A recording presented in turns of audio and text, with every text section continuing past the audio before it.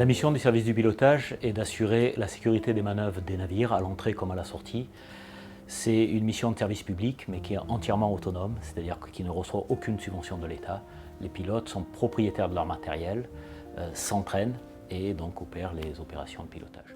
Le port de La Ciotat est un port qui est contraint en espace, mais qui par contre est très bien exposé au niveau du vent, qui est dans une zone très protégée de la baie de La Ciotat, qui est un abri naturel.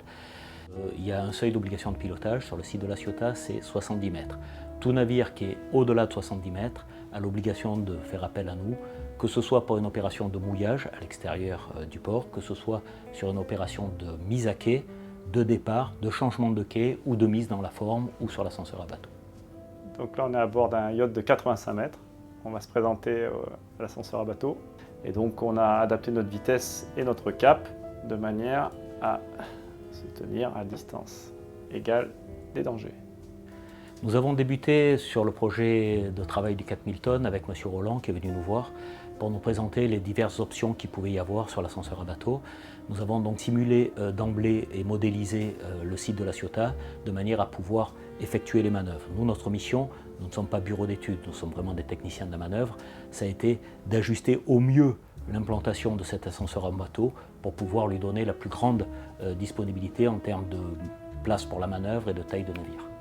Nous avons, sur le site de La Ciotat, été en contact avec le capitaine et La Ciotat Shipyard pour trouver les aménagements possibles et réalisables de manière à faire entrer des navires de plus en plus gros. Donc il y avait un bateau qui était commandé, nous avons travaillé en amont, nous avons trouvé des solutions.